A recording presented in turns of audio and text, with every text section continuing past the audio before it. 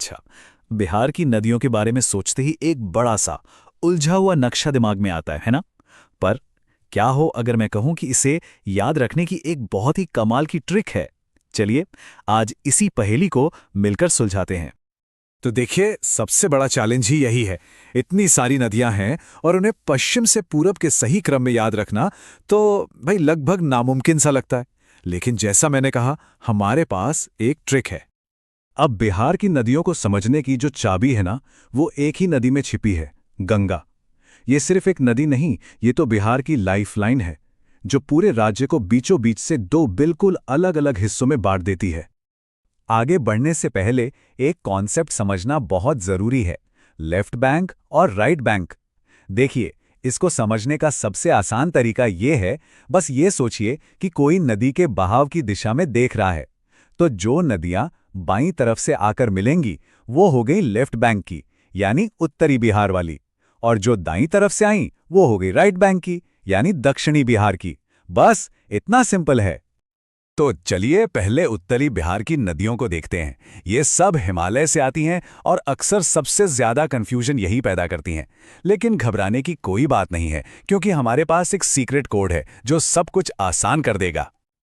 और ये रहा वो मैजिक कोड, GGBBKKM। बस यही वो चाबी है जिससे उत्तरी बिहार की सारी बड़ी नदियां, वो भी पश्चिम से पूरब के सही ऑर्डर में, चुटकियों में याद हो जाएंगी। तो चले इस कोड को डिकोड करें। हमारे कोड का पहला जी है घाघरा के लिए। तो पहला जी मतलब घाघरा, जिसे कई लोग सरयू के नाम से भी जानते हैं। जरा सोचिए, ये नदी नेपाल से अपना सफर शुरू करती है, सिवान में बिहार की धरती को छूती है, फिर थोड़ी देर के लिए उत्तर प्रदेश के साथ एक नेचुरल बॉर्डर बनाती है और आखिर में छपरा के पास गंगा में मिल जाती है। अगला जी है गंडक।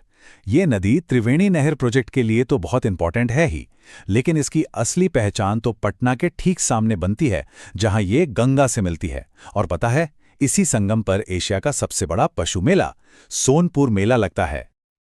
अब आते हैं बूढ़ी गंडक पर। वैसे नाम का मतलब है पुरानी गंडक, पर मजे की बात देखिए, इसका बहाव उत्तरी बिहार की सभी नदियों में सबसे तेज है। ये सोमेश्वर की पहाड़ियों से निकलकर खगड़िया में गंगा से जा मिलती है। हमारे कोड में जो अगली दो नदियां हैं ना, बागमती और कमला, वो कहानी में एक छोटा सा ट्विस्ट लाती हैं। ये दोनों सीधे गंगा में नहीं मिलती। बागमती जाकर बूढ़ी गंडक में मिल जाती है और कमला आगे चलकर कोसी का हिस्सा बन जाती है। और जब हम कोसी की बात करते हैं, तो बस एक ही नाम दिमाग में गूंजता है, कोसी, जिसे बिहार का शोक भी कहा जाता है।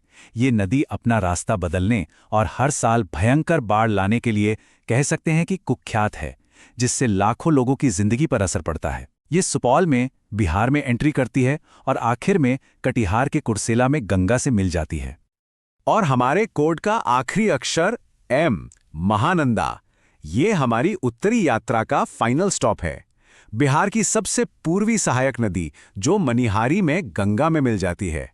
और बस इसी के साथ हमारा उत्तरी नदियों का कोड हो गया पूरा।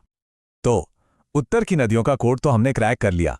अब गंगा के पार चलते हैं और दक्षिण बिहार की नदियों की दुनिया में कदम रखते हैं, जिनका नेचर उत्तरी नदियों से एकदम अलग है। और यहाँ पे सबसे बड़ा फर्क ये है, उत्तर की नदियाँ हिमालय की बर्फ पिघलने से बनती हैं, इसलिए उनमें साल भर पानी रहता है।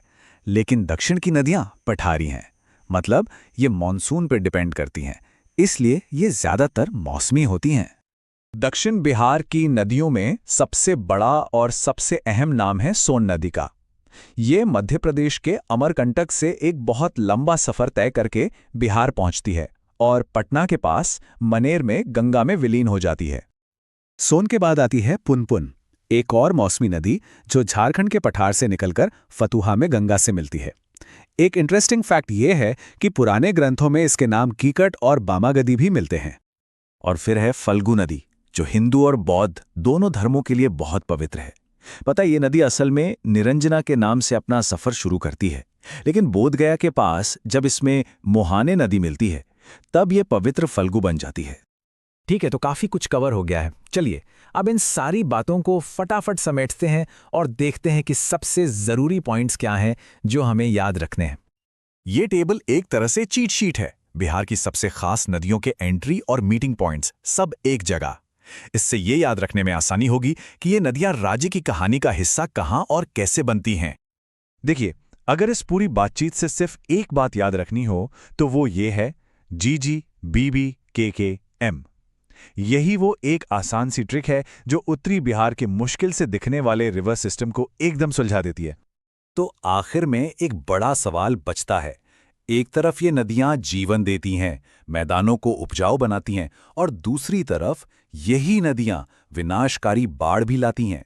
तो क्या ये नदियां बिहार के लिए वरदान हैं या फिर एक अभिशाप? सोचने वाली बात है।